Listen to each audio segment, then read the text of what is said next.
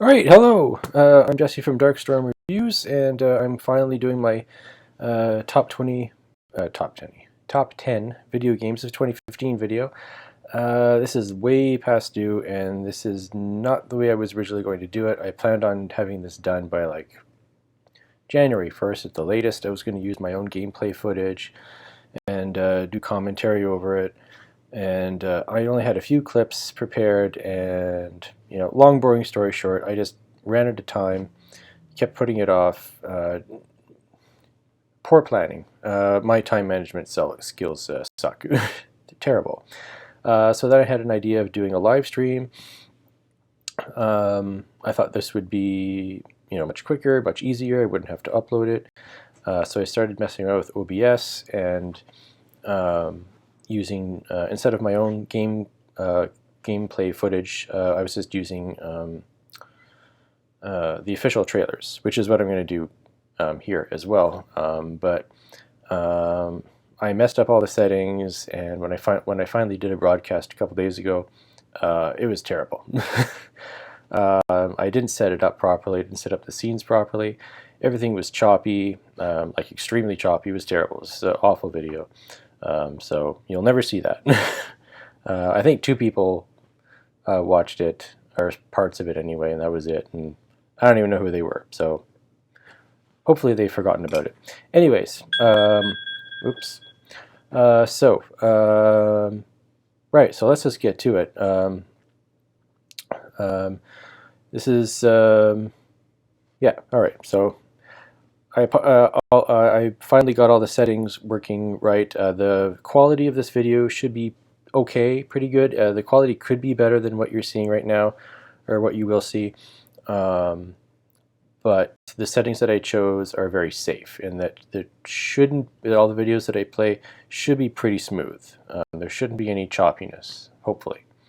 Yeah, so all right, let's get to it. So and these picks are not in any particular order, really, except for the top 2. My number 1 pick is my favorite game of the year, and number 2 is probably my second favorite as well.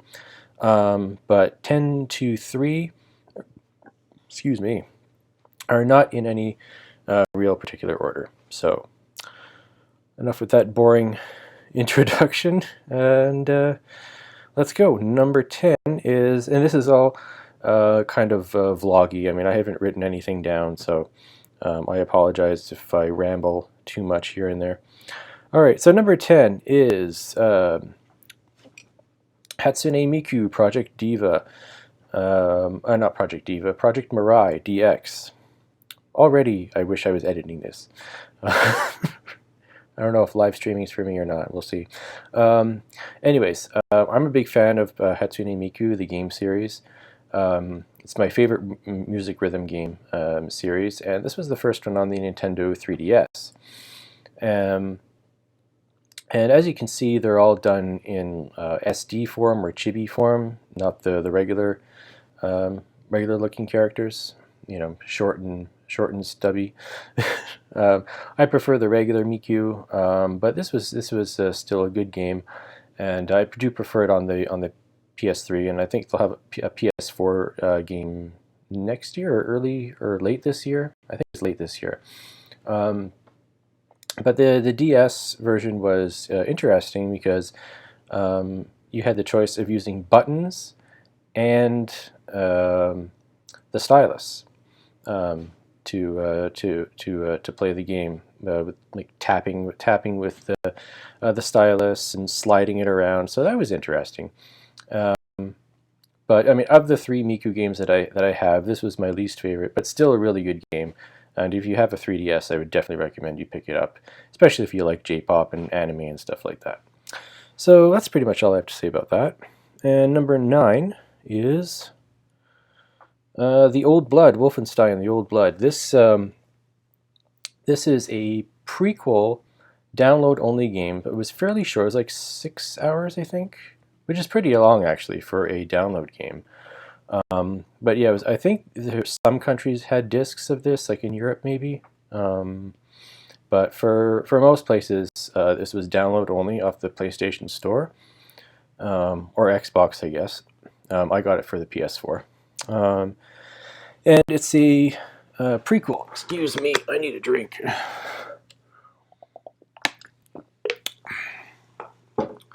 And it was a prequel to Wolfenstein: The New Order, which I loved. So I mean, if you liked Wolfenstein: The New Order, you would definitely like The Old Blood. And no multiplayer, just like The New Order, which some people complained about. But I mean, it's a really good campaign. It looks fantastic. It's a lot of fun.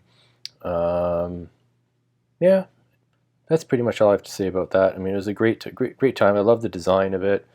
I love all the weapons, crazy machines and stuff. Really cool.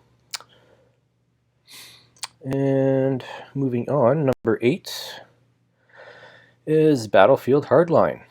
A lot of people ripped on this. A lot of people said, "Oh, it's just a skin of Battlefield 4." I don't know. I enjoyed the whole cops and robbers things. I enjoyed the campaign as well. I thought the campaign was pretty fun. Decent enough story, not great, but I had a good time playing it. And the multiplayer too. I played the beta, the Hardline beta, back in whenever that was, November or something. Was it November? I think it might have been before that. I don't remember now. Anyways, I played the beta on the PS4 and on the xbone. Xbone came later, and it was not nearly as good as a experience. It had a lot of aliasing, like jaggies lines, but I had a good time with the beta in general, especially on the PS4. A lot of different modes, most of which were all pretty fun. I can't remember the name of the one that I played the most, but you were like out in the desert area, and you were driving around in a car. Oh yeah, you had to steal. If you were the bad guys, you had to steal cars, and if you were cops, you had to repossess them. I can't remember what the name of the mode was, but it was really fun. And number 7, Black Ops 3. Out of the 3 Black Ops games, I've played all 3 of them. This is my favorite. I really like. They really pushed the sci-fi element in this one. A lot of cybernetic enhancements and stuff. Your special abilities were really cool. One that I really liked the most was, yeah, you can tell I didn't prepare for this because I can't remember the names of anything. The ability was basically you can. There's a lot of robots in the game, like enemy robots, and you can like heat the their internal core and make them explode. Set them on fire. That's a really cool ability. And there's another one where you can. There's a lot of not just robots, but also robotic turrets, and you can take control of them, have them shoot each other. That's pretty fun too. And the multiplayer was really fun too. I haven't played this in a little while, so I'm having a hard time remembering every mode and stuff, but. Generally in multiplayer games, my favorite kind of modes are like area control, like King of the Hill, that sort of thing. Capture the flag kind of too. Deathmatch, not as big of a fan of deathmatch, although I do play them, like Slayer and stuff like that. And the plot was pretty good too. It was kind of had similarities to the Jake Gyllenhaal film Source Code. That's a good movie. And, yeah, alright, let's move on. I don't want this to be too long. My first try of this was way too long. Star Wars Battlefront, number 6? 6. Moving along nicely. Alright. No dropped frames yet? No dropped frames yet. Okay. Hopefully that's good. So this got some complaints too from a lot of people for not having a campaign, and yeah, I wish it had a campaign too. But there's so many multiplayer modes in this, it almost kind of makes up for that. I mean, I still want a campaign, but all the modes in this are pretty fun. I don't think there's a single mode in this that I didn't like. I'm not too big on the Heroes mode as much as the other ones. But just about anything else, like the Walker Assault and Squadron something. The one where you're either an X-wing fighter or a TIE fighter. Very old school kind of a space battle thing. And I love being on the speeder bikes on Endor. That's really fun too. So yeah, I mean, there's enough different modes in this game that it almost makes up for a lack of campaign, but not quite. But still, super fun, beautiful looking game. Easily one of the best looking games out in 2015 for sure. Okay, what do we got next here? Number 5 is Halo 5. So Halo 5, the campaign was good, not as good as previous Halos, I thought. But the multiplayer is my favorite of all the Halo multiplayers that I've played, which is not all of them. I started playing Halo around Halo 3. I think it was around Halo 3. I didn't play Halo 2, which was the first Halo that had multiplayer. I've been told that one was really good, and I have the Master Chief Collection, which has Halo 2 on it for multiplayer. But the Warzone multiplayer for Halo 5, I liked a lot. I think Warzone is a ton of fun. I like all the rec packs that you can get. I like that you can just earn them. You have the option of paying actual money for them, which to me seems completely pointless. I mean, it doesn't take very long to earn enough points to buy rec packs. So I think that's great. There's no need to pay actual money for them, and yeah, the whole rec pack system I think was really cool. I love Warzone. I'm just repeating myself, so I'm gonna move on. Fallout 4 is number 4 on my list. Now I am nowhere near far enough in this game to say too much about it. As you know, it's huge. It's a gigantic game, and I think everybody else is far ahead of me who's picked this up. I was not into Fallout 3. I tried playing it, and I just couldn't get into it. I bought Halo 4 mainly just because of the hype. I definitely fell victim to the hype machine, and I'm glad I did, because I started enjoying this right away. Unlike Fallout 3, I enjoyed Halo. Oh, man, I'm flubbing. Edit. I can't edit. I enjoyed Fallout 4 immediately, right away, unlike Fallout 3. I think I got that right.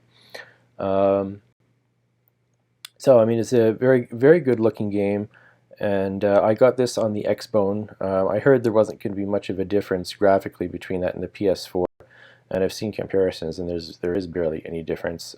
I got it on the xbone because if you pre-ordered it, or no, even if you just bought it by a certain date, you got a free download code for Fallout 3. I no longer have Fallout 3. I sold it after I just decided I didn't really care about it. But now maybe I'd like to go back and try it out. I haven't gotten my code yet, so I might have to look into that. I think most people were supposed to have their codes sent to them by now by email. So yeah, we'll have to look into that. But yeah, gigantic game. But I'm having fun with it so far, and it really does suck your time out.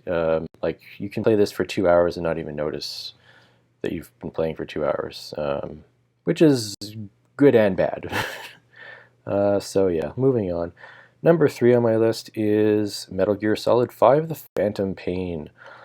I'm not a huge Metal Gear fan. I have not played all of them. I played the original just called Metal Gear on the NES.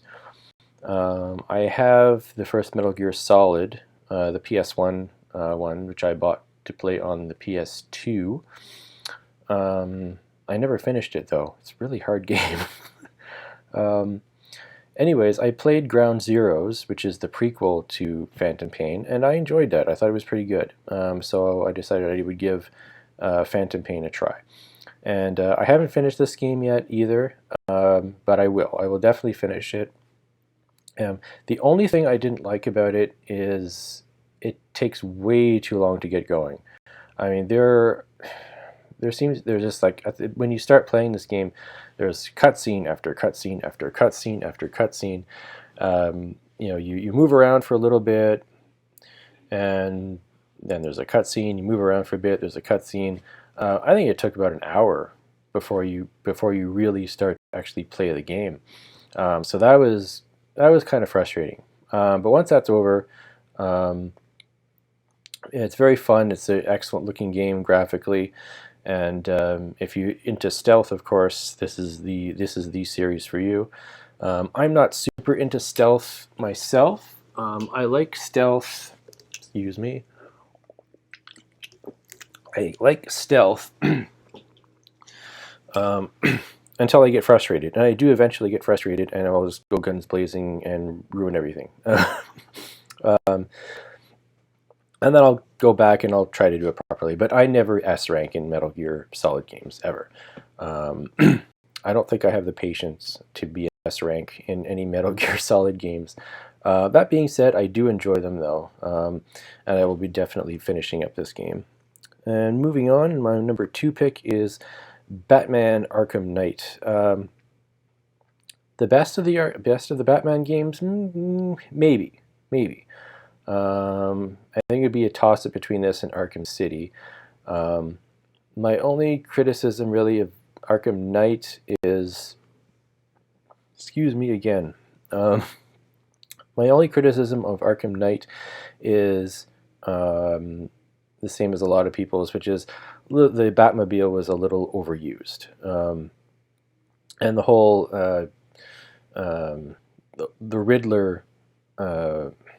the Riddler side missions involving the Batmobile were just kind of weird, that the Riddler would care about the Batmobile. I don't know, it was weird, that whole part of the game. And I found some of the Batmobile Riddler missions a little frustrating too, but they're not necessary. You don't have to play them. But I mean, the story was really good. The combat does get better and better in each game, and graphically it looked amazing. And I mean, I'm not really I'm into comics. I love superheroes, but I'm not that much of a fan of superhero games for whatever reason. I find usually they're not very good. The Batman Arkham games are the only ones really that I think have been really good that I've tried or even have any interest in trying. Yeah, that's pretty much all I have to say about that, I guess. And my number 1 pick for game of 2015 is Rise of the Tomb Raider. I thought this was outstanding. I did finish this. I played almost nothing but this once I got it. I loved the story. I loved the way that the character of Lara Croft is being expanded on, and there's just a lot more detail in her character than in the older games. I thought the first part of this, the reboot, was really good. Rise of the Tomb Raider is the same kind of thing, but everything is better. The gameplay is better, the story is better, the graphics are better. I am interested to see this on the PS4 or the PC, because on the xbone it looks amazing, and you would think because that's less powerful than the PS4 and of course the PC, a good PC anyway, that it's going to look even better. So I'm definitely curious to see how good it looks on the PS4 and the PC. The PC version is either out now or it's almost out. It's supposed to be out this month. So yeah, I might start looking for comparison videos on that, because obviously I'm sure some people are going to be doing that. One of my favorite things about Rise is always the crafting. Like, I like you don't just find guns and bows, arrows. You make them. You have to find parts. And I love the bow. There's multiple bows. My favorite arrow to make is a poison arrow out of poison mushrooms, because it creates an area of effect. So you can sneak up on like 3 guys, fire a poison arrow, it makes a cloud, and you can take out all 3 guys at once with 1 arrow. It's awesome. I love it. So yeah, I mean, if you have an xbone or you have a PC, I highly recommend you get Rise of the Tomb Raider, or if you want to wait for the PS4 version to come out later this year, which will be very late this year. I mean, either way, I highly recommend you get this game on some platform, whether it's the xbone, the PC, or if you wait for the PS4, which I guess won't be out until like probably December or something like that. Definitely pick up Rise of the Tomb Raider. I absolutely loved it. Amazing game, excellent. Can't say enough good things about it. And that is it for my top 10. Now, there's a few other games that I played in 2015 that did not make my list. Well, one is Bloodborne, and I know that made a lot of other people's lists. That game is simply not for me. I found it far too punishing. I don't have the time or the patience required, or the skill, sure, required to get through that. I found it very frustrating. I love the look of it. I like the soundtrack. I like that it's a horror game. I like everything about it except for just how much it punishes you for dying. So I didn't finish that. I'll be either giving away or selling my collector's edition of that. And what else did I play this year? I played Evolve. I have Evolve. I like Evolve, but it's multiplayer only. No campaign, although you can select this.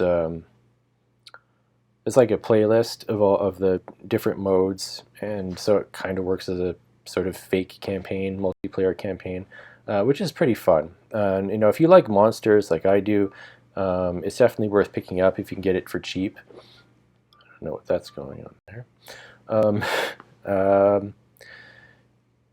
Yeah. So like you can even play as the monster, and there's all kinds of different freaky monsters you can play as, or one of 4 hunters. So there's like an assault, medic, I think support, and then the other is a trapper. So I mean, it's pretty fun, but it's not really game of the year material. I have a little list here.